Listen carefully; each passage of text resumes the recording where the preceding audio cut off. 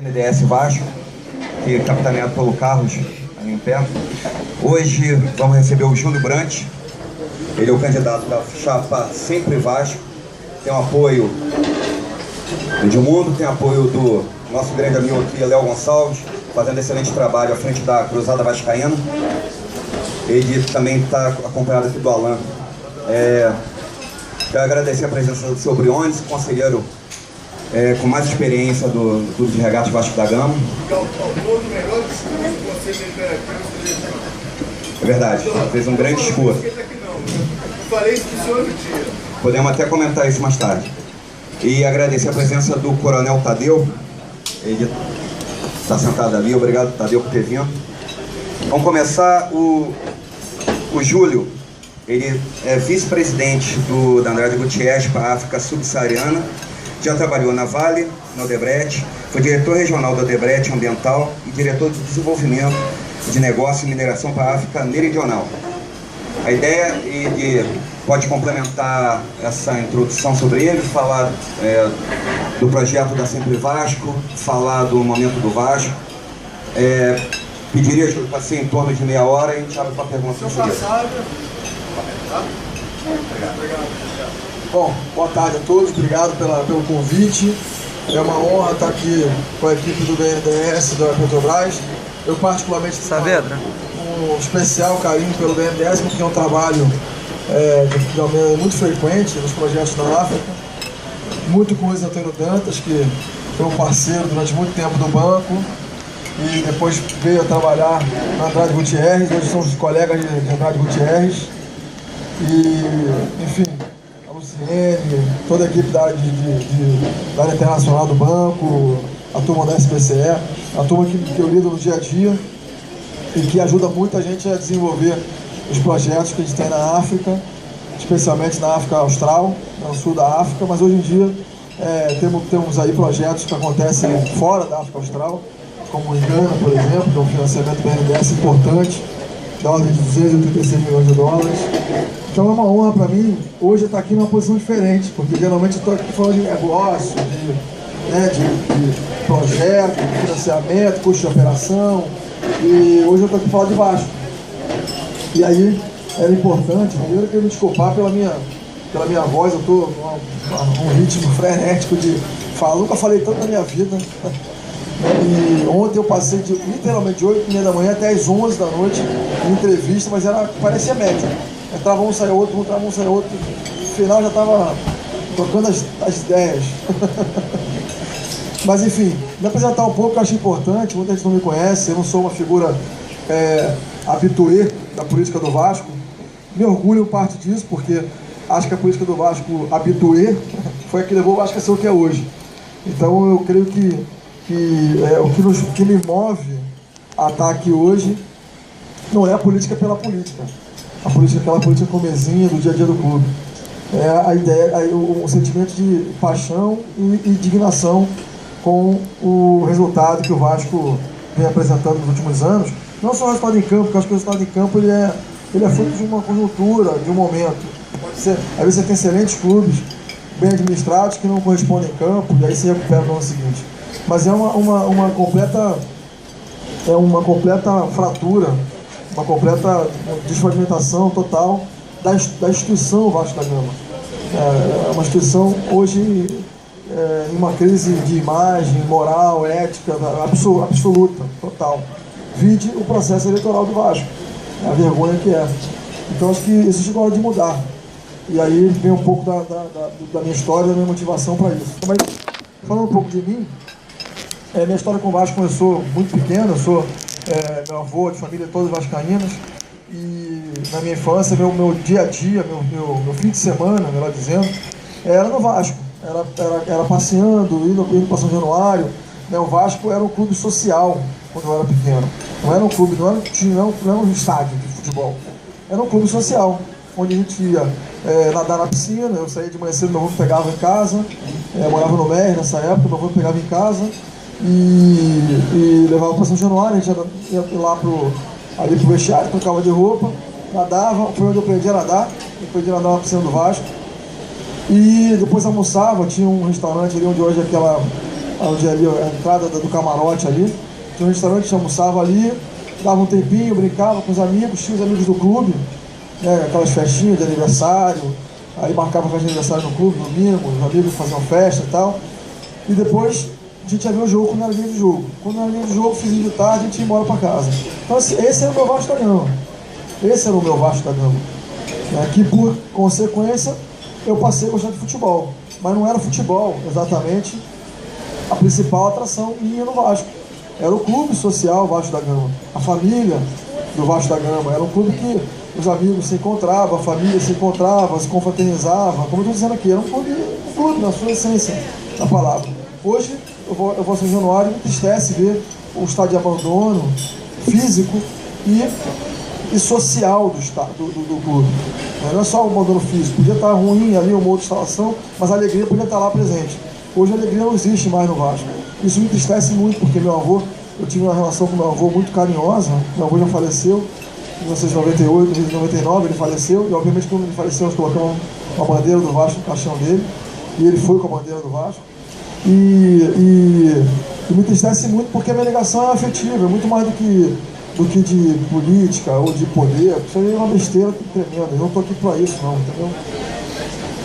Eu moro hoje em Portugal, porque uma questão de organização da empresa, é a segunda vez que eu moro em Portugal, a base nossa é em Portugal, então isso tem me dado aí tem uma ligação direta com o trabalho do grupo, porque a gente tem a nossa base, eu sou vice-presidente da África Subsaariana, e a nossa base fica aí em Portugal.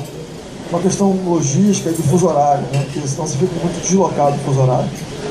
E eu sou um apaixonado por futebol, naturalmente. Então, como eu tenho alguns amigos no prédio que eu moro em Cascais, tem muitos jogadores de futebol, muito técnico, é um prédio que tem muita gente assim. Então eu acabo ficando amigo de um de outro e me identifiquei muito com o Benfica, que o presidente é muito meu amigo, Luiz Felipe. A gente tem conversado muito sobre esporte, sobre futebol moderno. Então minha contribuição para o grupo que o Edmundo criou, no IBMEC, era basicamente essa. Eu trazia, e eu gosto, então eu comecei a me envolver. Então meus fins de semana eu pegava um avião, ia para a França e encontrava um ou outro, que o pessoal do Benfica já me organizava as agendas. Aí eu ia até a Alemanha, ia até a Bélgica, ia até não sei o quê, ia conversar com os times de futebol. O pessoal sabe, viajar pela Europa, 9 euros você compra uma passagem, 12 euros, vai lá uma promoçãozinha. Então minha agenda era de acordo com a promoção do avião.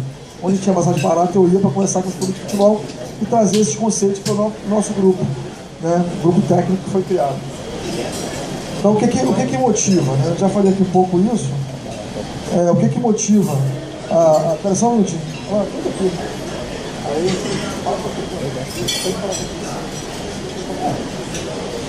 Então o que motiva? O que me motiva? Obviamente que a paixão pelo Vasco é um grande motivador. E ele seria pura e simplesmente a mola mestre de qualquer coisa. Agora é lógico que nada para mim, meu perfil profissional, nada mais interessante do que um desafio profissional como esse. Um desafio de reestruturar uma empresa, um desafio que eu me impus de reestruturar uma empresa em 3 anos, uma empresa com uma falência, com a crise. Eu digo que eu acho que uma crise, as empresas geralmente elas têm uma crise financeira, algumas crises, né? Financeira, operacional ou de imagem. Eu acho que das 3 ao mesmo tempo e de uma forma muito aguda, muito crítica. Então, para mim, obviamente que profissionalmente, eu consegui daqui a 3 anos dizer para o mercado de trabalho que eu fiz no Vasco, me traz um benefício direto, não vou mentir. Então, profissionalmente, para mim, também tem um grande desafio e, obviamente, que se eu conseguir cumprir as metas estabelecidas pelos acionistas do Vasco da Gama, eu vou, obviamente, ser muito interessante para outros acionistas do mercado de trabalho. Não vou ser hipócrita e dizer que não tem benefício para mim direto profissional, porque tem. Aliás, é ele que me motiva, na verdade, junto com a paixão pelo Vasco. Porque também, se fosse uma qualquer outra empresa, eu não assumiria esse desafio profissional, se não fosse pela paixão. Então, aqui tem uma combinação perigosa, que é a paixão e a razão misturada ali, né? Eu, às vezes, acho que a paixão, nesse caso, ela passa um pouco a razão. Porque se fosse pela razão, eu não sairia do meu topo para trabalhar numa empresa como o Vasco da Gama, pela situação que ele se encontra em termos críticos. Mas é lógico que não tem lugar mais gostoso de trabalhar para mim do que no Vasco da Gama. Então, se eu conseguir conciliar o desafio profissional com um lugar que eu amo, amaria trabalhar minha vida inteira, é ótimo. Então essa é a motivação. E a motivação também está dentro de casa, porque meu filho chora muito quando o Vasco perde. Então, eu estava fui ver lá o jogo fui levar uns clientes nossos para ver Brasil e Alemanha, a vergonha absoluta lá em Belo Horizonte, e meu filho estava comigo. E aí, 1-0, eu falei, calma filho, quando eu comecei a falar calma, já foi 2-0. Aí eu falei, peraí, 2-0 dá pra reverter, 3-0. Eu falei, não vai dar pra reverter. Aí 4-0, 5-0, ele caiu nos prantos, começou a chorar. E chorava muito, muito, muito, mas chorava assim, compulsivamente. E o que ele mais dizia não era a seleção brasileira. Ele falava assim, Vasco, pai, mas nem o Vasco me dá alegria. Nem o Vasco consigo me dar alegria. E agora a seleção brasileira também. Eu falei, aí você não tem muito o que dizer, porque essa é a verdade. Eu dizer, calma, o Vasco vai melhorar. E não tinha ainda a ideia tinha trabalho, mas não tinha a minha candidatura ainda. Só para vocês terem uma ideia. Isso tem muito pouco tempo. Então, óbvio que a motivação está dentro de mim. E eu vejo muita gente comentando nas redes sociais, porque deve ter algum esquema, deve ter alguma coisa por trás, deve estar ganhando algum dinheiro. É uma tristeza ver pessoas que pensam assim, né? Que alguém pode se motivar pura e simplesmente para vontade de fazer algo melhor, para um desafio profissional. Eu sempre na minha vida nunca fui atrás de dinheiro. As decisões profissionais que eu tomei não foram atrás de dinheiro e nem de conforto. Sempre foram atrás de desafios. Se eu quisesse conforto e dinheiro, eu teria ficado na Vale, porque a remuneração variável da Vale foi melhor do que a da Odebrecht e melhor do que a da Andrade, mas muito melhor, muito melhor. E eu saí porque eu vi um desafio melhor, e para mim não me arrependo, porque o que eu aprendi nas empresas pelas quais eu passei foi um espetáculo. Eu fiz amigos e aprendi muito. Se tivesse ficado lá, eu estaria parado lá na minha vida. Então minha motivação é de fato fazer um bom trabalho e é de fato ajudar o Vasco da Gama. E óbvio que a importância do grupo, eu sempre digo que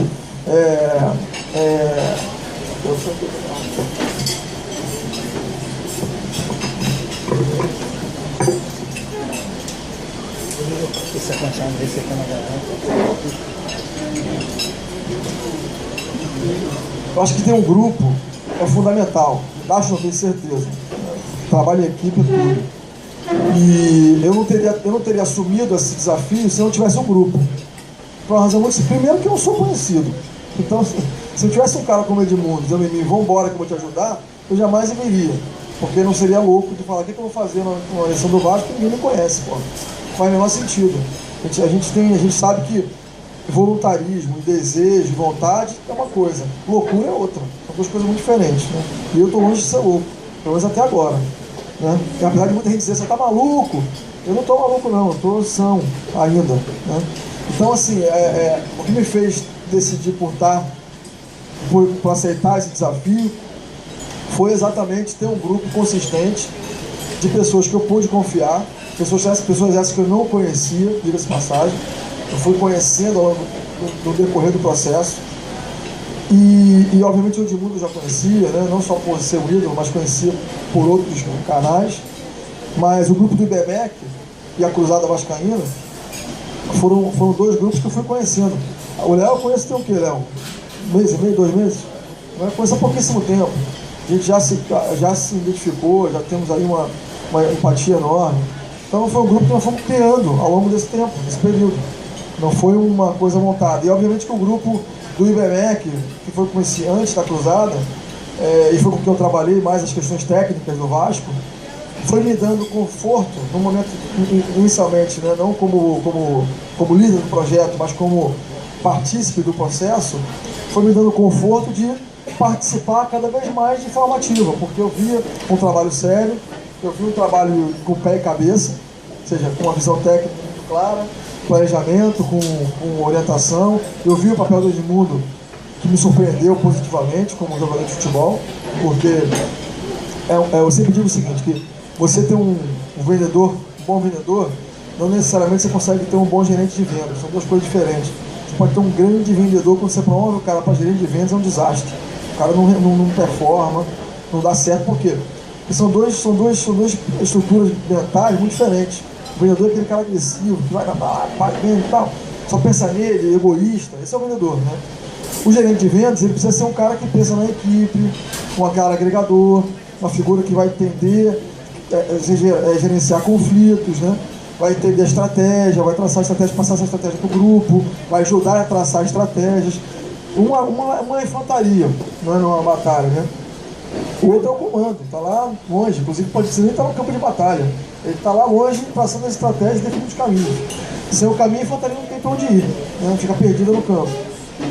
Então o gerente é isso. Agora, quando você consegue aliar um gerente, um bom vendedor, e tornar esse bom vendedor um grande gerente de vendas, você tem um cara diferenciado, você tem um executivo diferenciado. Você tem um executivo que tem a garra, a determinação, a automotivação do vendedor, com a visão estratégica, com a capacidade de gestão de equipe do gerente de vendas. Isso é uma união que o cara vai se tornar um vice-presidente, um presidente, um CEO ou um diretor comercial. Vai ser aquele cara que vai rapidamente ascender na carreira. É o caso do Edmundo. Isso me surpreendeu. Eu vi exatamente sobre essa ótica, que é a minha ótica de visão empresarial. Eu vi, pô, o cara era um vendedor, marcava gol o tempo todo, artilheiro, craque, lá no campo. Quando ele consegue fazer essa migração do vendedor para o gerente de vendas, do artilheiro, ídolo do campo, goleiro, para o gestor, para o cara que consegue olhar o futebol do século XXI, isso tem uma coisa interessante. Isso aí, pô, deixa eu ouvir, né? Então, esse foi o grupo que eu me meti. E essa é a importância desse grupo. Esse grupo, como eu já falei, é formado por pessoas da Americanas, da Odebrecht, da Andrade Gutierrez, me ajuda aí, do IBMEC, da British Petroleum, enfim, de várias empresas diferentes que se juntaram ao grupo, uns no início, outros no meio, outros mais no final. Mas enfim, todos que de alguma forma contribuíram para esse processo. Nossa paixão, lógico, é o Vasco. Ninguém se uniu porque acha legal, porque todo mundo toma chopp e tal, também é bom, lógico. Mas a gente só se uniu ali com garra, com afinco, com determinação. Não foi nem por causa do MBA, foi por causa do Vasco. Esse foi o mais forte. E esse grupo promoveu uma análise, um diagnóstico muito profundo da situação do Vasco. O que nós fizemos? Separamos o grupo nessas áreas de conhecimento, que eu falei aqui, para poder tentar entender, diagnosticar o problema, porque a gente tinha um paciente ali que estava em estado de falência múltipla dos órgãos, né? Como eu falei aqui, várias áreas diferentes, estado agudo, e você precisa fazer, a primeira coisa que fazer, você tem que estabilizar o paciente. Antes de curar, você tem que estabilizar o paciente. Eu não entendo de nada, não sou médico, mas eu ouço o médico falar isso, né? Então faz sentido, né? Toda a carreira tem a parte técnica e tem a parte lógica. Essa é a parte lógica. Você não vai tratar o cara antes de estabilizar. Então primeiro estabiliza o paciente e depois você vai atacar as doenças que ele tem, ou a doença que ele tem. Então, esse foi o nosso planejamento. Vamos então entender quais são as principais dificuldades do Vasco, tentar aprofundar essas dificuldades. O Fernando da Pluri também esqueci. O Fernando da Pluri Consultoria também estava com a gente nesse processo. E aí, saímos aí com vários deveres de casa, que o Vasco, como vocês devem imaginar. O maior desafio nosso, é óbvio, e aí a gente tem essa consciência, é que isso não é uma empresa, são um time de futebol, são um clube social e um time de futebol. É um clube social com um time de futebol, com o futebol como um dos esportes. Isso muda tudo, porque a empresa é muito mais fácil de vender, porque o acionista ele olha o número. E ele é frio. Ele olha lá e fala, pô, tá dando resultado, beleza. Não tá dando resultado, ele diz qual é o seu plano para dar resultado. E eu quero que você dê resultado em no máximo X tempo. Porque meu dinheiro não vai ficar parado aí, perdendo, desvalorizando mais de X meses. Eu quero um resultado em tantos meses. Ponto. Você acha você bonito, legal, interessante, maneiro, bonito, não importa, ele quer o resultado dele. No clube de futebol é completamente diferente. Você tem essa lógica, mas você tem a lógica da paixão. O sujeito está ali, ele não quer dinheiro, o resultado dele é outro, é um resultado subjetivo. Então esse é o maior desafio. Então chegamos a alguns caminhos. Eu vou depois detalhar um pouco mais em números, eu extraí alguns números. Também não falei muito, porque o inicial só tinha meia hora, eu falei, então nós vamos ter uma outra oportunidade para falar com vocês em detalhe dos projetos. E aí eu vou sugerir que vocês tragam uma almofada, porque vai ser 5 horas de conversa. Aí então, e tragam a aguinha, porque vai demorar. A gente tem muita coisa para falar. Mas em meia hora fica difícil de falar isso tudo, né? Mas chegamos a uma conclusão rápida. A crise financeira, como eu falei, crise de moral de imagem, vou dar uma acelerada. E a crise esportiva. E chegamos à seguinte conclusão. Até quando o Vasco aguenta isso? Porque esse era o nosso um dos pontos, porque também, quando você monta um projeto, você tem algumas variáveis. Uma delas é quanto recurso eu tenho para desenvolver esse projeto. Isso é uma variável. Recursos humanos, financeiros, conhecimento, recursos de modo geral.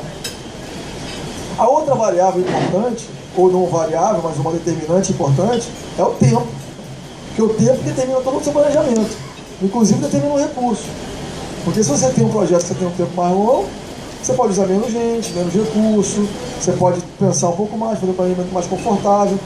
Se você tem um projeto que o tempo é muito curto, você precisa de mais dinheiro, mais recursos, mais gente, curto planejamento, essa é uma abordagem muito diferente. E aí, então a primeira coisa que a gente perguntou foi o seguinte: qual o tempo que a gente tem para fazer esse trabalho? Quanto tempo que o Vasco aguenta isso? E nós chegamos a uma conclusão sombria. Assim como já se chegou à conclusão, a mesma conclusão para alguns clubes do Brasil, alguns clubes grandes do Brasil. É o seguinte: se nada for feito, o clube se torna inviável. O que é inviável? Não é que vai acabar. O clube vai acabar. O clube não acaba, até porque, como eu falei, isso é paixão. Paixão é uma empresa, você vai lá e fecha e ponto. Acabou. O clube fica ali natimorto, né? Ali, como o América, como o São Cristóvão, como outros clubes. Fica ali, vivendo, porque sempre tem uma chaminha, alguém que torce para aquele clube. E que está disposto a ir lá e pintar a parede, varrer o chão e melhorar alguma coisa. Qual foi a conclusão que a gente chegou? Dependendo do tipo de administração que o Vasco tenha, nos próximos 2 mandatos, o Vasco se torna um clube inviável. O que significa inviável? Só tem condições de recuperação financeira se tiver um aporte a fundo perdido. Ou seja, doação. No modelo de negócio de mercado, não fica de pé. Só se a gente chegar aqui, galera, o negócio é o seguinte: Vasco não tem mais jeito, vamos arrumar 50 milhões aí, cada um posta o bolso, vamos arrumar 50 milhões para dar para o Vasco, não tem jeito. Então, esse era um dos caminhos. Ou, um outro caminho, era ter um cancelamento das dívidas do Vasco. O governo falar assim: ó, o Vasco é um clube muito legal, a gente não pode deixar o Vasco morrer, vamos então cancelar os 270 milhões, 523 mil reais que tem de dívida do Vasco com o fisco. Ponto. Essa é uma possibilidade, que eu particularmente acho muito remota. Eu digo que o dia que o governo fizer isso, todo mundo vai querer. Então eu vou querer também, se eu estiver devendo. Todo mundo vai querer. Então, um péssimo sinal que o governo jamais daria. Pode renegociar, mas nunca cancelar no lado disso. Então, nós propusemos aí um plano urgente de estruturação financeira. Só vou ver aqui o que tem de apresentação, para a gente poder ver a estruturação financeira. Essa apresentação já mudou, já veio errado, veio certo, então estou tentando saber onde é que está aqui. O plano de estruturação financeira tem basicamente duas frentes. Uma frente de separar, literalmente segregar do clube a dívida. Ou seja, tem um comitê gerido por um especialista em negociação de dívidas, que já tem uma figura identificada, conhecida do mercado, certamente vocês conhecem, como for anunciado, vocês vão saber quem é. Provavelmente é conhecido, que já conhece bem não só o Vasco, porque já viveu um pouco do dia a dia do Vasco, mas que conhece bem esse processo de negociação de dívida. Aqui tem uma unidade financeira, sabe que inclusive esse tipo de atividade dentro da área de conhecimento de finanças são atividades, são áreas de conhecimento diferentes. Então a gente resolveu separar isso. Para quê? Primeiro, para dar um sinal de que o Vasco mudou, a gestão mudou. Primeiro, dar um sinal subjetivo de que o clube precisa funcionar no dia a dia sem esse tipo de pressão. Então a ideia o negócio é o seguinte: nosso comitê de estrutura dívida está lá na Rua Senador da 25, 12º andar, sala 1202. Você vai lá, bate na porta, vai ter um grupo lá trabalhando, vai lá e conversa com os caras. A única coisa que a gente vai fazer é receber a ligação do presidente do comitê para o presidente do Vasco, assim, ó, estamos indo muito bem, ou estamos indo muito mal. É isso que eu quero saber dele, o resto é com ele, e ele vai tocar isso aí, obviamente, com uma relação direta com o nosso vice-presidente financeiro e com o nosso diretor executivo de finanças, porque tem que ter ali uma disponibilidade de caixa para saldar ou não.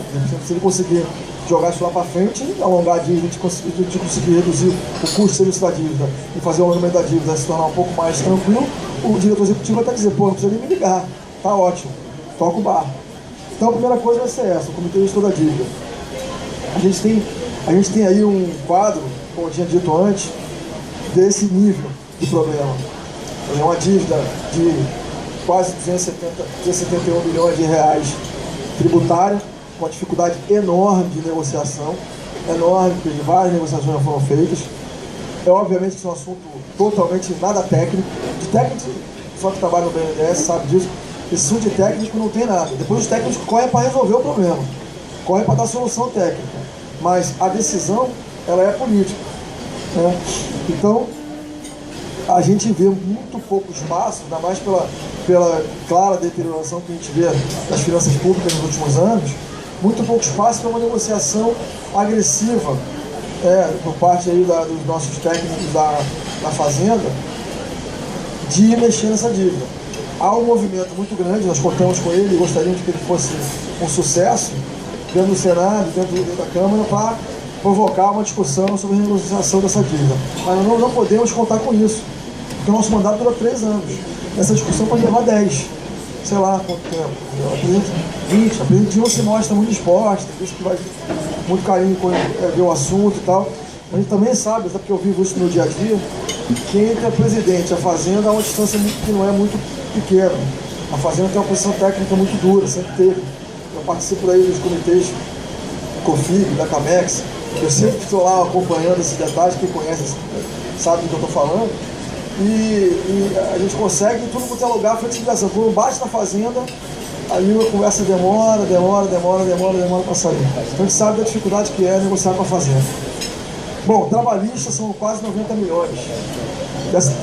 Essa sim já foi feita uma negociação muito boa e também acho difícil mexer, porque o Vasco está aí no ato trabalhista, que foi muito bem renegociado, e nós temos que cumprir isso aí e manter isso aí do jeito que está. Obviamente sem crescer, porque sempre olhando os nossos compromissos a não crescer dívida, manter a dívida no nível menor, estável ou decrescente. E aí você tem algumas coisas que são gerenciais, por exemplo, aquisição de atletas e demais, tipo empréstimos, é o típico perfil de dívida gerencial, porque todas elas são, mas essas são aquelas do dia a dia, que a má gestão leva a fazer isso, né? Que são os empréstimos mal tomados, há um custo financeiro ridiculamente caro, o Vasco paga, se não me engano, 28% ao ano de juros, então assim, eu não tenho aqui os números agora em detalhe, mas uma das nossas principais dívidas paga 34% de juros ao ano. É um negócio assim, sabe, para uma empresa como o Vasco, obviamente tem que se sentar e renegociar e buscar outras saídas. E nós estamos trabalhando sobre esses números e buscando algumas soluções para isso. Agora, gestão de dívida, como eu falei antes, é credibilidade, não tem outro jeito. Quem senta na mesa para negociar a dívida tem que ser um cara confiável. Tem que ser um cara que o mercado conheça, que ele conheça o mercado e que o mercado conheça ele. E que ele possa passar credibilidade para o mercado de que aquilo ali que ele está dizendo vai realmente ser cumprido. Porque quem sabe disso aqui, quem liga para o Mastercard e não paga a fatura, obviamente que ele não vai ter um desconto na fatura. Agora, quem sempre paga em dia e um dia ou outro deixou de pagar, o cartão de crédito está sempre disponível a negociar e cortar os juros menor que a metade. Sabe disso. Então tudo depende de quem paga, da credibilidade que vai fazer isso. Então esse grupo nosso é um grupo muito importante, é um grupo que já está olhando com muito cuidado. Inclusive eu pedi ao presidente do comitê gestor que eu quero analisar o currículo dos membros que ele vai convidar para participar. Estamos pensando em 3 a 5 pessoas para se dedicar.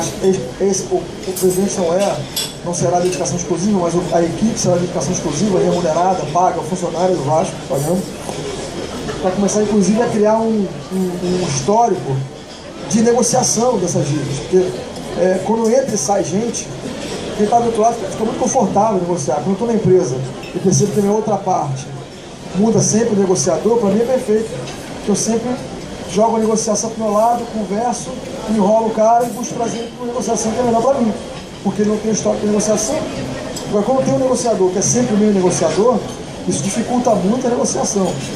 E a negociação passa a ser uma negociação bonita, gostosa. Isso acontece muito quando a gente negocia com a Vale, por exemplo.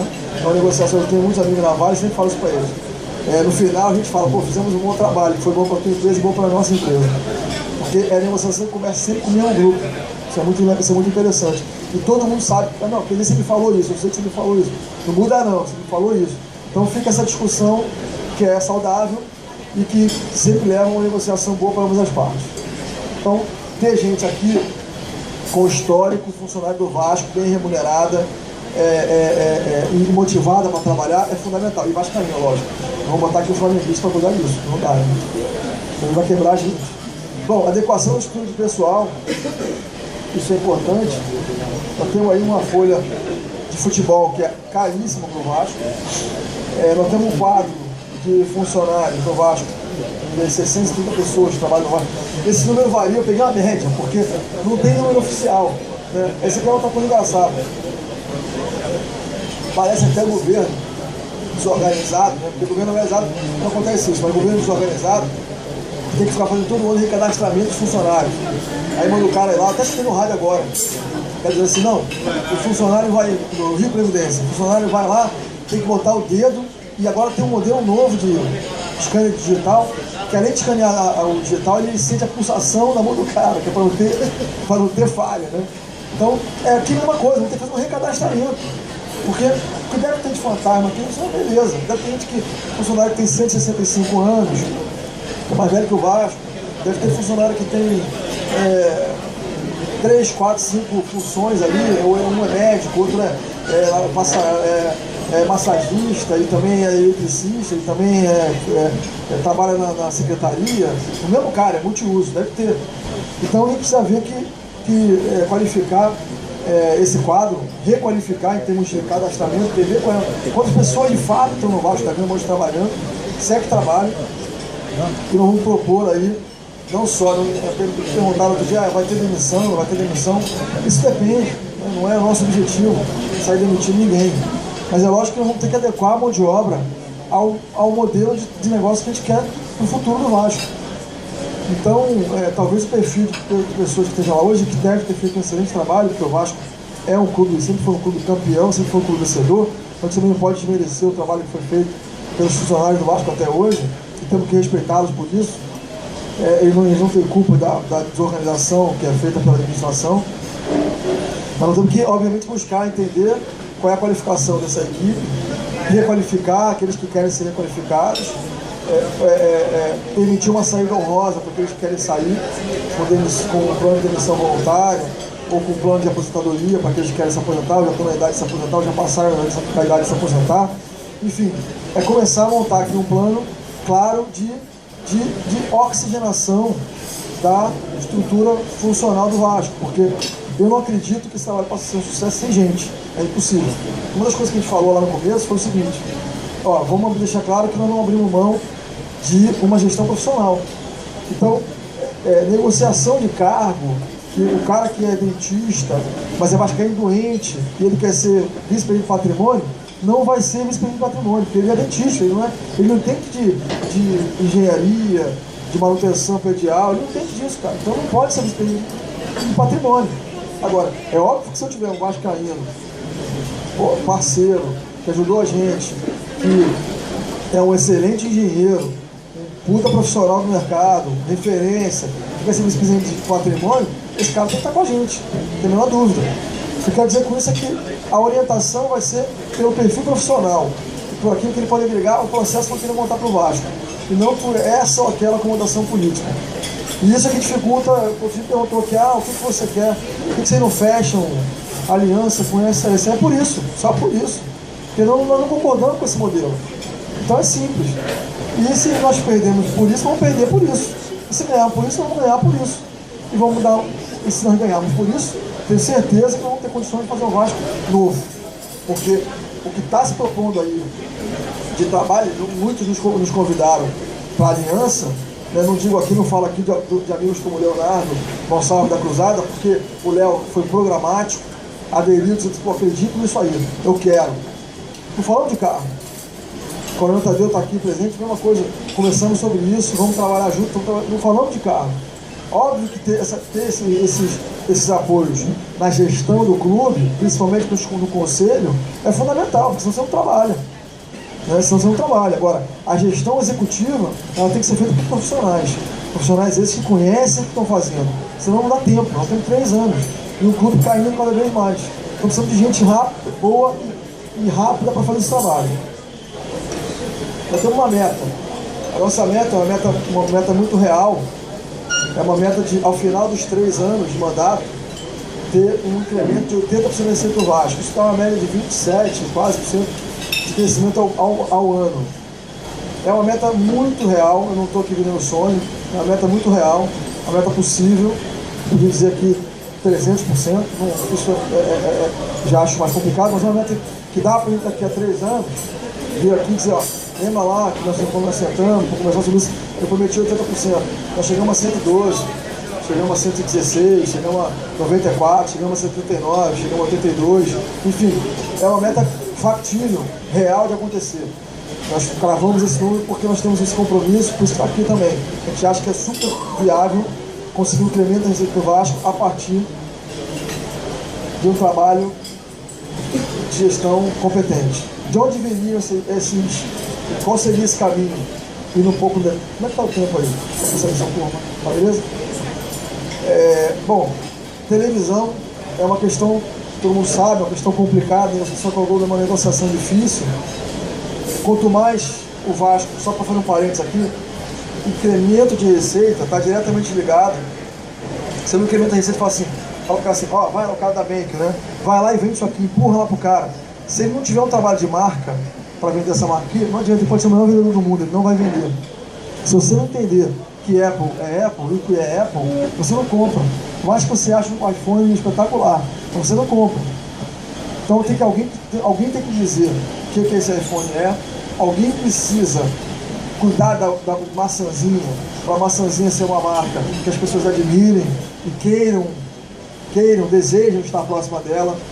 Alguém tem que trabalhar na fábrica para o iPhone sair e funcionar.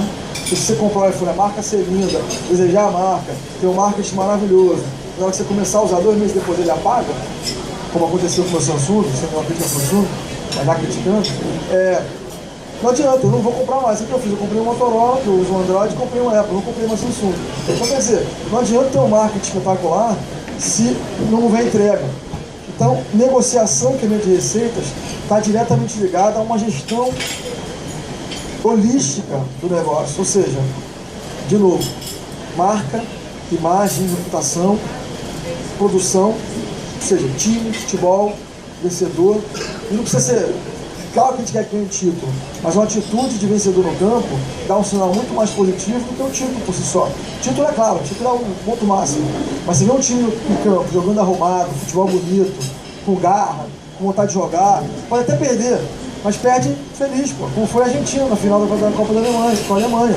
Perdeu, pô, vai ter pau, os caras jogaram muito na final. Então é diferente a derrota moral da derrota do placar, são 2 coisas diferentes. Então, esse trabalho precisa estar integrado, porque é com esse trabalho integrado que nós vamos conseguir incrementar e trabalhar a receita do clube. Por quê? Tem gente que falava assim, pô, a vergonha, pagaram não sei quanto pro Flamengo, não sei quanto pro Corinthians, pro Vasco pagou metade. Eu falo, mas o Vasco não se respeita nem dentro de casa, quanto mais fora de casa. Como é que você vai querer respeito dos outros se você não se respeita? Se de casa é essa balbúrdia. Pensa na sua casa, como é que você vai querer respeito do vizinho? Se de casa você grita, xinga a sua mulher, a mulher te xinga, você bate no seu filho, aquela confusão. O vizinho vai te respeitar ou não vai respeitar? Então a primeira coisa que você tem que fazer é se respeitar, é se organizar. E aí sim cobrar respeito do outro. Então, o Vasco grande, o Vasco organizado, o Vasco limpo, o Vasco ético, o Vasco moral, vai sentar na mesa para negociar diferente, não tem a menor dúvida. Até porque o mercado vai entender diferente. E negociação é comigo mesmo, eu sou bom nisso, não é praia, é meu dia a dia. Pode ter certeza que eu vou fazer o melhor para o Vasco, em termos de negociação.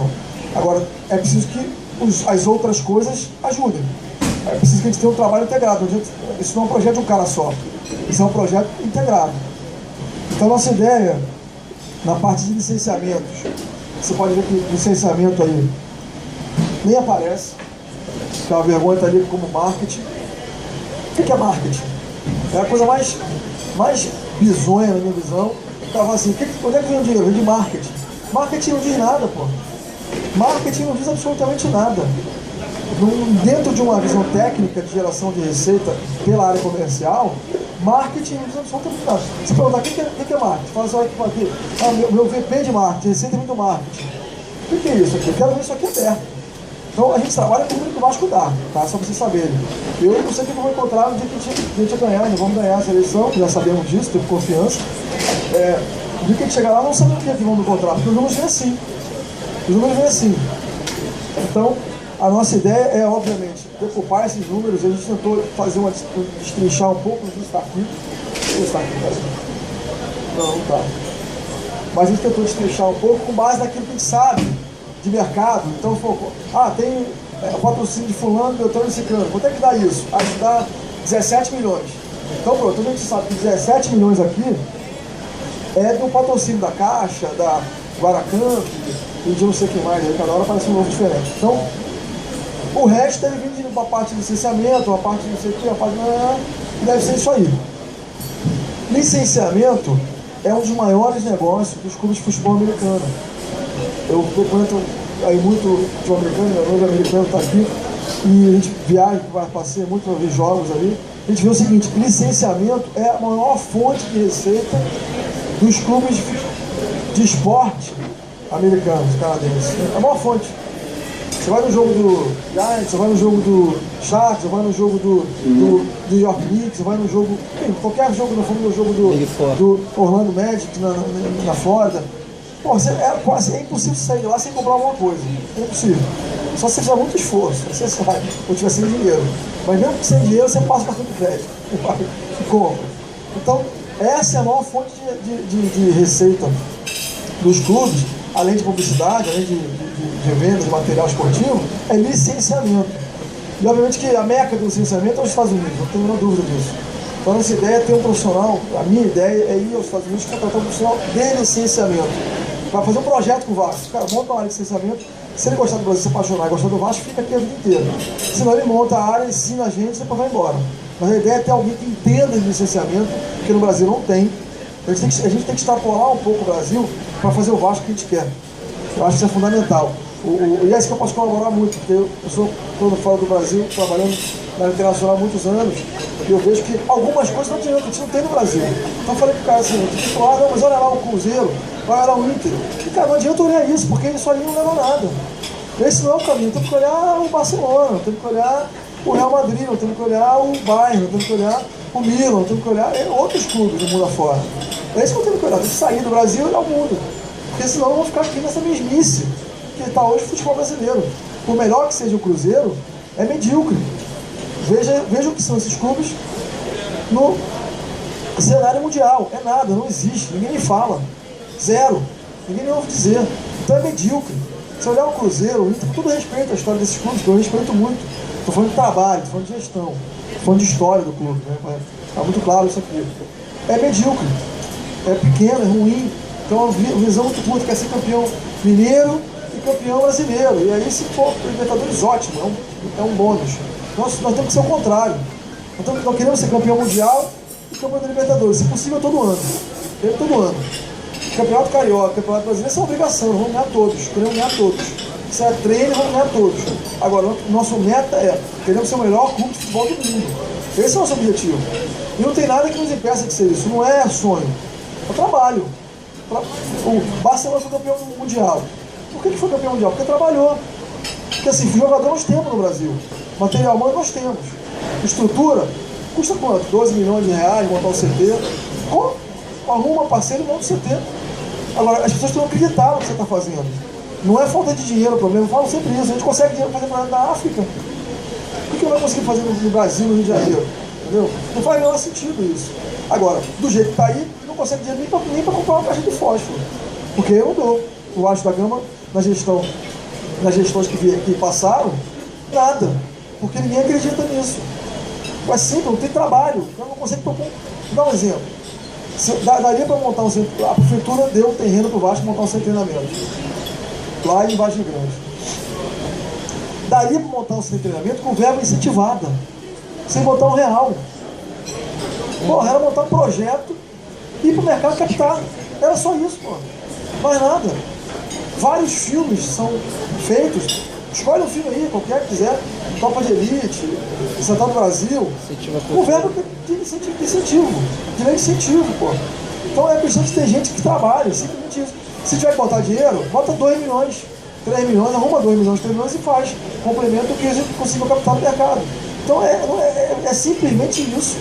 É ter gente que trabalhe com foco, com determinação para fazer um bom trabalho. Então eu acredito nisso, acredito que o Vasco tem tudo para ser um clube mundial, eles vão trabalhar para isso. Não sei se vai dar em 3 anos, não vou prometer aqui. Obviamente que isso é uma loucura, seria uma irresponsabilidade.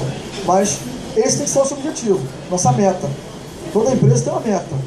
Quero me tornar... Outro dia eu estava conversando com o Cláudio, que é o nosso RH lá na Andrade, só fazendo um parênteses, lá na Andrade, ele foi trainee da Ambev, da Brahma, na época. Aí entrou na Brahma, trainee, a Brahma era a maior, dizem, a Brahma era a maior estatal privada do Brasil naquela época. Foi comprada pelo Paulo Neves, pela turma do GP, né? E aí, esses caras foram lá, os dois, e falaram assim, isso lá em, sei lá, 92, sei lá quando foi isso. Fizeram uma convenção com a fábrica inteira, um negócio enorme, gente pra burro. Aí o João Paulo falou assim, ó, eu queria abrir a minha palavra como novo acionista da empresa, como você sabe, a empresa foi vendida, aquele blá blá blá, todos assim. A nossa meta, nosso objetivo é fazer da Brahma a maior cervejaria do mundo. Aí todo mundo começou a rir. Pô, esse cara é babaca, esse cara tá maluco, esse cara é um imbecil, não sabe o que tá falando. Pô, é impossível. Aí os que riram foram embora. Os que ficaram trabalham hoje na maior cervejaria do mundo, que é deles. Entendeu? Então, quer dizer, você precisa querer, você precisa sonhar, pô. Quem não sonha não sai de casa. Quem não sonha não sai nem acorda. Fica em depressão na cama dormindo. Tem que sonhar pra agora, não dá pra sonhar e não fazer nada. Você só não chega a lugar nenhum. Tem que sonhar e trabalhar. Essa é a nossa proposta. É sonhar, mas trabalhando dentro da realidade, com os pés no chão. Então a nossa projeção de receita aí é essa, para 2015, 2016, 2017. A gente acha que dá para chegar em 2017 faturando aí 100 milhões. Não está faturando quase 400 milhões. Não tem porquê se ter essa diferença. E é isso foi aquilo que eu falei quando nós olhamos lá atrás. A tendência do Vasco é cada vez mais se descolar no Flamengo. Isso é um fato. Cada vez mais descolar. Por quê? Primeiro está se apequenando. Estava dizendo lá na convenção. Era assim. Vasco cair para a segunda divisão, impossível. Nunca vai acontecer. Isso nunca vai acontecer. Aí Vasco cai para a segunda divisão. Não, mas caiu, mas por uma questão momentânea. O Eurico estava lá, aquela crise política, mas agora volta campeão. Aí voltou campeão. Não cai mais, cai de novo. Aí agora, como é que tá? Porra, se o Vasco subir para a primeira divisão vai ser um sucesso. Vai chegar entre os 4, para subir vai ser ótimo. Daqui a pouco cai de novo. E não sobe mais. E aí fica ali. Entre o 10º da segunda divisão. Aí um ano sobe, cai de novo. Outro ano sobe, cai de novo. Quando vê, virou um clube pequeno. E se distancia do Flamengo. Essa que é a verdade. Então nós já estamos, vamos subir aqui. Eu sou torcedor, pô. Além de tudo, aliás, eu sou só torcedor. Estou metendo isso agora. Vamos assumir. Houve um descolamento claro do Flamengo com o Vasco. O Flamengo consegue contratar jogadores que o Vasco não consegue. Faz um monte de cagada, mas consegue. Né? A gente nem fazendo isso. Consegue ganhar. Então a opção é aspirar, não é ser igual ao Flamengo. Não é ser melhor que o Flamengo. Muito melhor que o Flamengo. Dá pra fazer isso. Agora, os números mostram isso, não é bravata. Eu estou aqui falando com o grupo executivo. Então eu vou falar de uma forma mais objetiva, sem muita paixão. Não é bravata, isso é um fato. Os números mostram isso. Então, mesmo com uma recuperação, a gente vai faturar 100 milhões a menos que fatura o Flamengo hoje. E óbvio que o Flamengo está fazendo um trabalho que nós queremos fazer. Aliás, nós estamos fazendo um trabalho melhor que o Flamengo. Claro, porque eles vão, se tudo correr bem, eles vão cair para a segunda divisão. Então a gente acha que nós temos que fazer um trabalho melhor que isso. Né? Mas, tá, vamos lá. Então deixa eu passar aqui. Bom, fundo de investimento. Eu busquei aí um grupo de... com a minha relação direta, o grupo de investidores percorria aí algumas praças porque eu tenho relação direta com essas operações que a gente faz e busquei aí um recurso para o Vasco, com o fundo de investimento de Dubai, para tentar colocar parte desse recurso no Vasco. Esse dinheiro ainda precisa ser estruturado, nós já temos uma carta de comprometimento do fundo, que eu consegui no fim do bigode, como a gente fala, pela minha relação direta, mas a gente precisa estruturar isso, obviamente estruturar as garantias para isso. Tem o custo da operação, que é um grande desafio, tem que montar um hedge cambial para isso. O hedge cambial no Brasil é uma coisa muito cara, então tem que ver aí, não o custo da operação em si, ela vai custar aproximadamente 5% ao ano, com um plano de carência, 2 anos de pagamento de juros e a partir do ano 4, pagamento de juros em principal. Então é uma negociação que a gente acha que é boa para a realidade do mercado de hoje, mas que precisa ser estruturada ainda e temos garantias, que é o nosso maior desafio. Então, por isso que quando eles me ofereceram 100 milhões. Eu falei, vamos me dar 100 milhões, porque eu não vou conseguir estruturar a garantia para 100.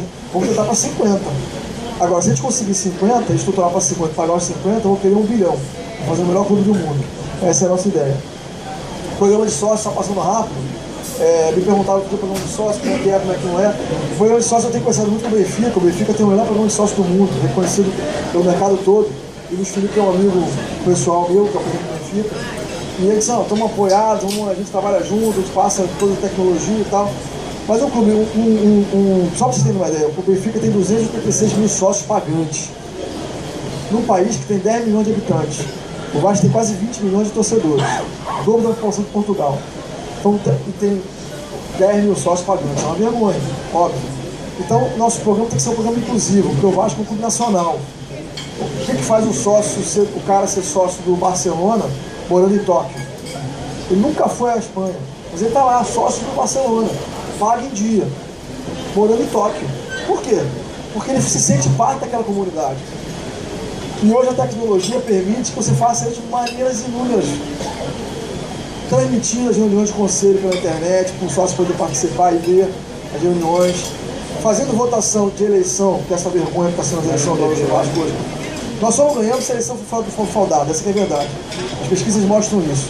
Então, e a gente está aí com medo, a Alan está aqui trabalhando nisso direto, para tentar reverter isso. A vergonha que é essa eleição do Vasco, que assim o pessoal fala assim, mas pela internet como é que vai saber que é o cara que está votando?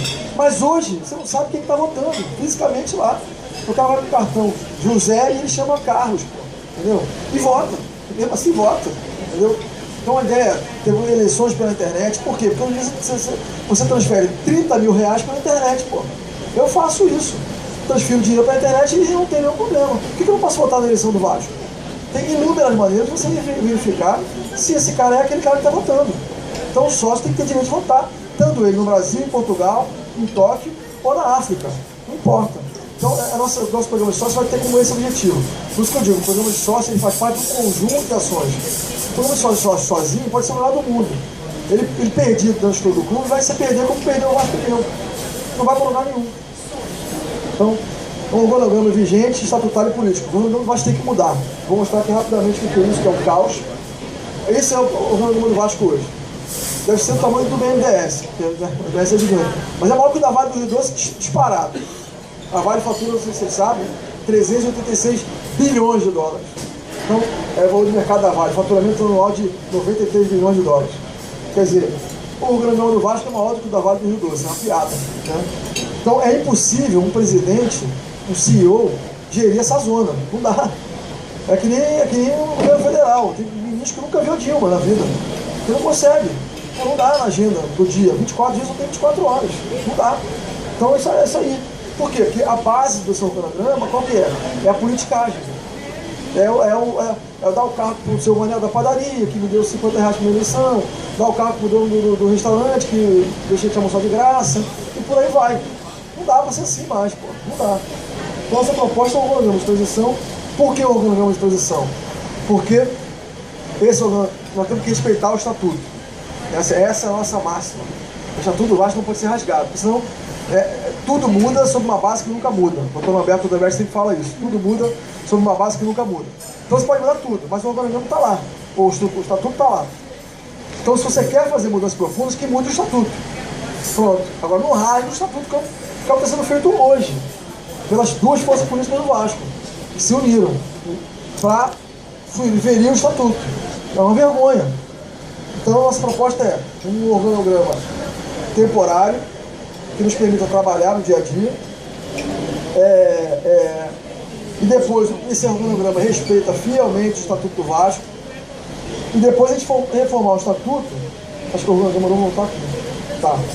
Reformar o estatuto, não só o organograma, o estatuto do Vasco de 1977, quando eu nasci. Alguma coisa mudou de lá para cá. Não foi só eu, né? As coisas foram mudando. Então acho que o mundo mudou, eu acho, pelo menos que o mundo deve ter mudado. Então não dá para estar com o estatuto de 77. Não dá. Então tu tem que acompanhar a realidade do mundo, do futebol de hoje, da gestão, das práticas modernas, de gestão. Então um organograma de gestão que permita a gente tenha um conselho de administração, o comitê da dívida, refletido no organograma. Você vai deixar claro o seguinte, essa é a importância que a gente dá para a negociação da dívida. Essa é a nossa importância, no sinal claro que está no mercado. O comitê da dívida responde ao presidente direto. Está lá em cima, está lá no topo, não está lá dentro do perdido da estrutura da VP de Finanças, não. Ele está lá no topo, está lá em cima. O Conselho de Administração é um órgão, aí sim, político, claramente político, mas com uma função prática, que não só tem gente com cartão de visita escrito Conselheiro de Administração, mas uma função prática de filosófica.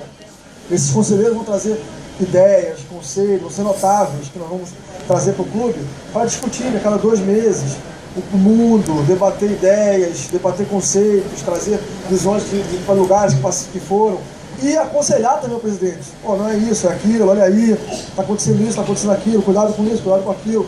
Essa é a ideia do conselho. O conselho de administração não é, na sua essência, uma empresa, seriam os donos, né?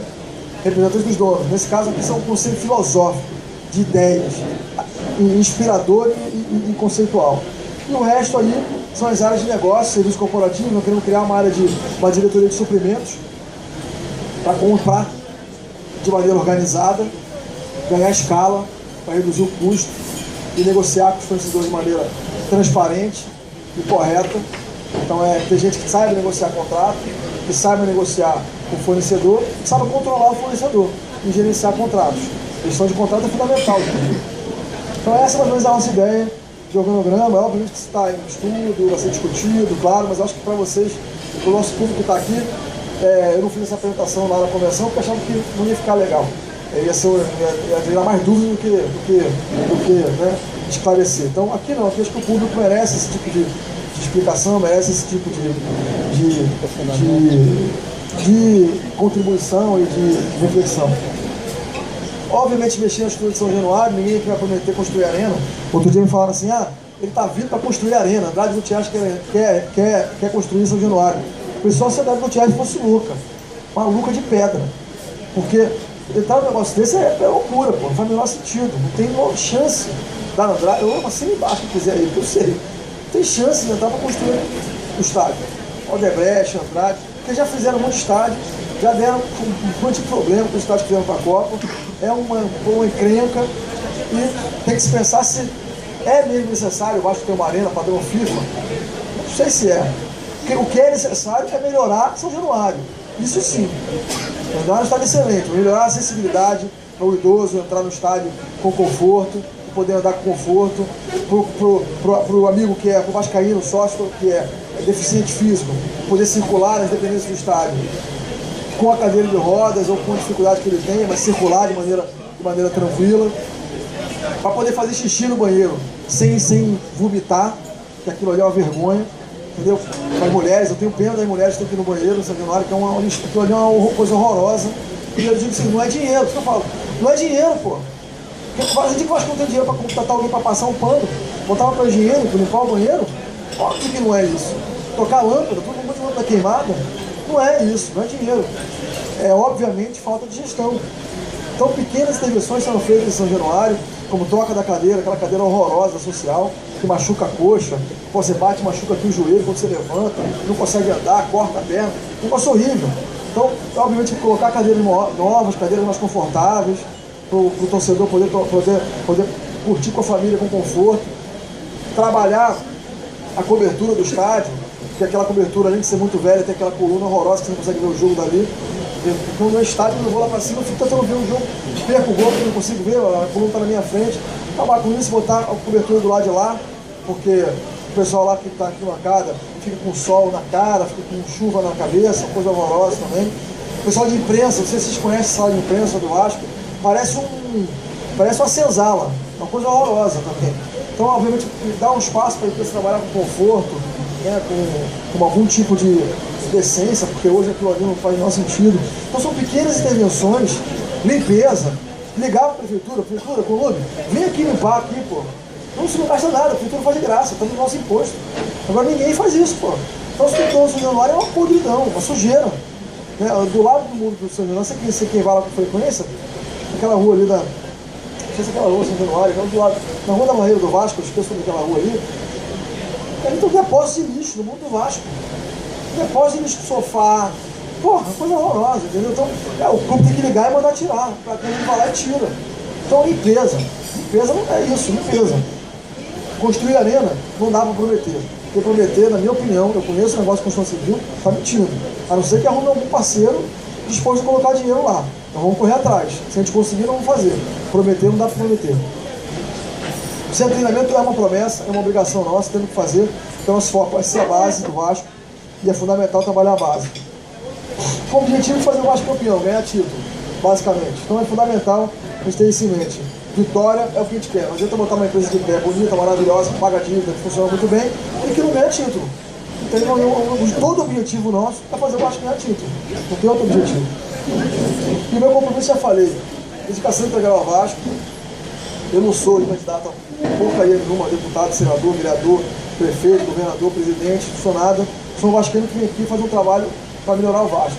Esse é um compromisso público assumido na minha convenção, assumi ontem para a Rádio Brasil, para a Rádio Tupi, para a Rádio Globo, falei com todos os jornais ontem. Esse é um compromisso assumido meu, pessoal. Não sou candidato a nada, não vou ser candidato a nada, não quero ser candidato a nada. Para fazer o melhor time fora dentro de campo, todo time precisa de um craque, né? E obviamente nós temos um ídolo que é o Edmundo. É o Edmundo que entrou com a gente desde o começo e nos deu aí não só o nome dele, mas principalmente a visão dele de negócio, do futebol, do esporte, a visão dele do que é hoje o futebol moderno, do que o futebol moderno precisa hoje para ser campeão, para ganhar título. Então essa é uma parceria que a gente tem certeza que vai dar certo e que eu particularmente acredito muito, por isso que eu estou aqui. Obrigado a todos, desculpa o adiantar da hora, eu falei demais, mas eu me empolgo com os assuntos. E estou aberto a perguntas, quem quiser perguntar, estou à disposição. Obrigado.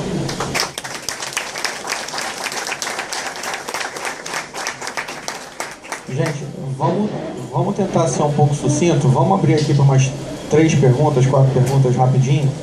Né? Quem quer fazer a primeira? Tem alguém?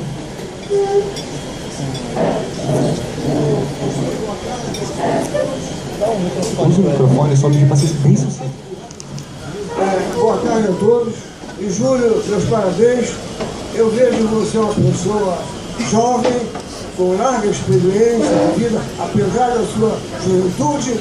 Eu creio que você, com essa garra, com essa disposição, com esse vascaínismo, eu tenho certeza que você reúne todas as condições para ser um bom presidente do Clube de Regata Vasco da Gama. Agora, eu só gostaria de dizer a você uma coisa. Vou falar rápido porque o tempo é curto. Dizem que administrar é transigir. No Vasco não pode haver cinema não, tá? Não pode não. Os problemas do Vasco, Júlio, são crônicos. É preciso muita vontade e muita disposição para conseguir superar aqueles problemas lá. Bom, esse é um aspecto. Outro aspecto é o seguinte, você acabou de mostrar aí o seu organograma. Um organograma muito bonito. Só que nós já temos um estatuto aprovado, mas que ainda não entrou em vigor. Eu não sei como é que você vai poder compatibilizar. Está compatibilizado já. Já está compatibilizado? Já está compatibilizado. Então ótimo. Tá. Então é isso que eu queria falar com você. A outra coisa, esse fundo de investimento, que você acabou de relatar, eu não sei se ele vai ter alguma semelhança com esses fundos de investimento geridos pelos bancos de investimento, ou se é outra coisa completamente diferente. Eu não sei como é que vai ser o aporte inicial de recursos para esse fundo. Se ele vai ter, vai dar rentabilidade aos cotistas. Isso é que eu não entendi bem, por favor. Obrigado então, e boa sorte para você. Obrigado. Com certeza ele vai dar rentabilidade aos cotistas, senão eu não colocaria o dinheiro lá. Ninguém bota dinheiro sem rentabilidade. Agora a ideia nossa é obviamente voltar a fazer esse aporte no Vasco para tentar fazer o clube girar na mais possível normalidade, o mais rápido possível. Então eu vim fazer alguns investimentos, como eu falei, com o centro de treinamento. O centro de treinamento seria lançado de pesquisa e desenvolvimento.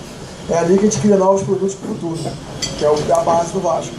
Então, ter o centro de treinamento de ponta, o centro de treinamento com tecnologia, com profissionais de mercado, vamos buscar os profissionais fora do Brasil, alguns inclusive, é fundamental para a gente ter uma base forte, parar de comprar caro. Eu acho que tem dois problemas: comprar caro e mal. Comprar caro e gente ruim. Nós queremos comprar barato, os clientes não comprar e vender caro. Então tem que ter gente que sabe fazer isso com correção. Mais alguma pergunta? Aqui, ó. Júlio, só a segunda, a terceira do nosso amigo Alinho. O meu camarada Paulo Pereira quer saber como é que vai ser a relação do Vasco com as torcidas organizadas. Uma relação só para entender assim, a torcida, nós trabalhamos para a torcida, não tem outro caminho. Então, a obrigação do Vasco é entender a torcida. Essa é a obrigação da gestão do clube. Entender os anseios, a necessidade das torcidas e tentar trazer para as torcidas aquilo que for possível trazer. É lógico que a primeira coisa que vamos fazer é equalizar as relações do Vasco com as torcidas. Ou seja, não ter as regras claras de relacionamento do Vasco com as torcidas organizadas. Acabar com os feudos, que aquela torcida trabalha para esse, aquela torcida trabalha para aquele, aquela torcida trabalha para aquele. Isso é uma vergonha. Quem teve lá em São Januário na quarta-feira viu isso. Uma vergonha. Uma torcida organizada, que eu não vou dizer o nome, trabalhando claramente para um candidato, para outro candidato. Foi chamada ali às pressas, que nós ocupamos associados com as camisas amarelas. Vai ser um prazer ter todos aqui na arquibancada sábado de camisa amarela. Já somos chamados, associados, já somos chamados os camisas amarelas. Então, desejo que todos aqui sejam um dos camisas amarelas no sábado, na social. E quando eles perceberam que nós ocupamos a social, nós ocupamos pacificamente, vamos lá para o nosso cantinho, para não ter confronto, não ter nada, vamos lá do outro lado, que é onde vamos ficar dessa vez também. Lá do outro lado, nós somos torcedores, nós somos a corte de São Januário, nós somos torcedores e vascaínos, vamos lá para o nosso lado. E aí você viu claramente como eu estava lá, a claque trabalhando em prol de um candidato. Por quê? Porque ele ganha o benefício do Vasco. Esse benefício chega para a torcida em detrimento de outras torcidas. Isso não pode acontecer. Do Vasco com todas as torcidas.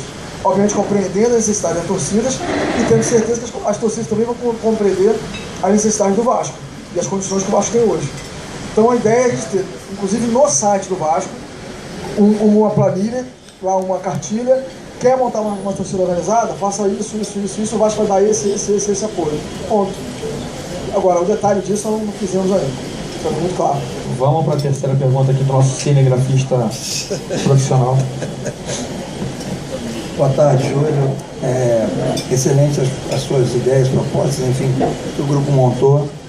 Queria só pontuar em cima de São Januário o fato de não vir a se tornar uma arena, na verdade, como fonte de receita, poderia contribuir muito, se bem gerida, obviamente, e pensada desde o início, não como um estádio de futebol, mas uma arena multiuso para ser utilizada primeiro, com a capacidade adequada para o nosso histórico de frequência. Os grandes jogos, obviamente, nós temos o Maracanã, claro. E a gente não precisa se preocupar com isso. Claro. Mas ter São Januário como uma arena multiuso, pensada desde o início dessa forma, com todas as melhores práticas, com toda a estrutura adequada, é uma altíssima fonte de receita que seria muito interessante a gente também pensar. Eu sei que é um projeto grande, é algo que talvez esteja 2 passos à frente de todo esse trabalho que tem que ser feito antes. Nós temos algumas prioridades, né? Certamente essa não é uma delas, com certeza não é uma delas. Então, pequenas intervenções serão prioritárias, mas não é a prioridade nossa, não dá tempo, simplesmente não dá. Então, quem tem muita foco não tem foco nenhum, né? Então temos que ter alguns focos. Agora, sem dúvida nenhuma, o que seria muito interessante? Talvez não uma arena padrão FIFA, porque eu acho que isso é uma falácia, uma besteira, não tem nenhum sentido. Você vai à Alemanha, excelentes estádios, onde os caras, por exemplo, assistem o jogo em pé. Porque a torcida gosta de ver o jogo em pé, não gosta de ver sentado. Então, aqui essa coisa, aqui no Brasil, não fez uma arena padrão FIFA, você senta e bate palma, como se fosse, sei lá, na Holanda, é uma chatice. O brasileiro não assiste o jogo assim, entendeu? Mas o jogo em pé, o jogo em pé. Então, assim, tem que ter nossa arena, tem que ser uma arena. Agora, o que acontece? O Vasco tem que ter um estádio com capacidade suficiente para, por exemplo, sediar jogos sul-americanos. Isso é importante. 30, São 44 mil, 45 mil. 40 mil para jogar a final de Libertadores. Isso é fundamental, porque aí a gente tem o poder de negociar com outros estádios e pressionar a torcida quando a gente quiser, o adversário quando a gente quiser. Só abrindo parênteses, o custo de construção do estádio, ele decai, o custo de construção do estádio ele decai com o aumento da capacidade. Porém, a partir de um certo número, pela estrutura que você tem que criar o anel superior para você comportar mais pessoas, ele começa a aumentar bastante. Então tem ali um ponto, um break-even que é mais interessante de se observar. Então, talvez São Januário... O estudo tem que ser no sentido não de botar abaixo e fazer um novo, mas de fazer obras complementares, como fechar o anel, por exemplo, com uma solução de engenharia, que não seja uma engenharia de como foi feito o estádio, com o mesmo tipo de concreto do passado, mas uma solução de, não sei, uma estrutura metálica, enfim, algumas soluções que fechem, que complementem a arena, e se possa fazer com uma arena multiuso. Inclusive usar essa parte nova, por exemplo, como utilização para fazer shows, enfim, com acústica para fazer shows, etc. Efetivamente, a arena multiuso é para todos esses objetivos paralelos, além do Match Day. Então seria algo, a capacidade seria algo em torno de 30 a 33 mil pessoas, melhor custo. Estou falando isso por conta do curso de arena multiuso que eu tive a oportunidade de participar, por isso que eu estou pontuando certas coisas. E realmente dá tudo conforto para o torcedor, que hoje a gente não tem, você pontuou muito bem. Tá? Uma arena que segue esse padrão, a gente ter como exemplo, seria a arena do Palmeiras, que está em via de se tornar uma realidade, que ela observa tudo isso e todo esse uso, além do Match Day. Tá bom. Tem mais outra. Você tem uma pergunta? Eu tinha uma pergunta para fazer rápida. Bem rápida. Tinha três, mas eu vou fazer uma só. Tinha 3 perguntas, eu vou fazer uma só, que não é nem minha, mas é de alguém do grupo que a gente frequenta no Facebook, perguntando qual vai ser o papel do Edmundo na administração do Brandt. Como eu falei, o Edmundo ele é hoje um gestor na área de futebol. Agora, ele seria muito bem-vindo. Ele hoje não tem nenhum tipo de compromisso, nem pediu para assumir nada, porque ele não pode. Ele tem os contratos dele com a Mande, né? Então, é claro que ter uma figura, a gente sempre fala isso, o nosso projeto é sempre buscar os melhores para estarem com a gente, essa é a ideia. E o Edmundo disparado hoje é um dos melhores com quem eu já conversei, ex-goleiros, ex-jogadores de futebol, que conseguiu fazer uma transição entre o futebol jogado e o futebol gerido. Ele conseguiu facilmente fazer isso. A própria criação do Emelec mostra isso. Então, seria ótimo. Agora, não sei se ele vai aceitar. É outra história. A gente não chegou a discutir cargos, né, na gestão do clube. Ele tem algumas ideias de futebol que a gente incorporou como comitê de gestor de futebol. Então, não vamos ter uma figura como tem hoje. Então, um cara muito sobre o Rodrigo Caetano. Vai manter, ele vai manter. Não tem nada contra o Rodrigo Caetano. O Rodrigo é um excelente profissional. Agora, nós temos uma ideia para a gestão do Vasco, do futebol do Vasco. Se ele acreditar nessa ideia, nós teremos os melhores profissionais com a gente. Se ele for um dos melhores, ele vai ser bem-vindo, sem nenhum problema. Agora, não é o modelo que a gente entende que seja o melhor. Que tem um cara que decide tudo, que manda em tudo, que diz quem vai contratar, quem não vai contratar. Por razão muito simples. A assertividade é menor. Entendeu? Não estou falando nem de esquemas, de negociações, não é isso não. Estou falando de capacidade e assertividade. É simples. Não é o melhor modelo. É mais vulnerável. Claro. Gente, queria aqui, em nome da Petrobras e do PNDES, agradecer a presença de todo mundo. Queria fazer uma ressalva. Nós convidamos o Eurico Miranda, nós mandamos um e-mail convidando o Eurico Miranda para que ele comparecesse ao nosso evento. Devido à agenda de campanha, porque a gente está em cima das eleições, a agenda de campanha está puxada, eles ficaram de ver se conseguiam trocar alguma data, até hoje a gente não teve resposta. Como o tempo está se exaurindo, dado que a eleição seria no dia 6, talvez não ocorra, né? Mas ele foi convidado. Posso dar só um recado? Eu queria deixar uma mensagem é o seguinte, importante. Essa é uma eleição de clube, já muito claro, não é uma eleição presidencial, governador, apesar de alguns candidatos terem gastado uma fortuna nessa eleição, que eu fiquei até impressionado com que sai esse dinheiro. Essa é uma eleição de clube. E eleição de clube é mobilização. É isso que vem eleição de clube, não é carro de som, não é claque, não é camisa importante, lógico, não é a camisa, não é o panfleto, não é o santinho. É mobilização. Então, na nossa convenção, tinha umas 450 pessoas mais ou menos. Eu disse, se cada um aqui trouxer 3 para votar no dia da eleição, a gente ganha a eleição. Então vão ter 1.600 votos fácil, fora aqueles que virão sem aqueles que estão aqui. Então, se a gente conseguir mobilizar o amigo, o vizinho, o colega do lado, o parente, etc., para estar na eleição nesse dia, que o grande problema do Vasco é o absenteísmo, não vão lá, as pessoas não votam, não vão votar. A gente conseguir trazer, principalmente o público do Vasco é meu, que é um público novo, jovem, que entrou nessa última fase, a gente ganha a eleição. Isso é um fato. E esse é o desespero deles. É de ter uma votação em massa desse novo sócio que a gente vai ganhar. Então, se a gente tiver aqui entre 1.800 e 2.000 votos, a gente ganha a eleição. Então, galera, vamos chamar todo mundo para a votação. E para encerrar, já o nosso já tradicional, grito de casaca puxado pelo candidato. Por favor.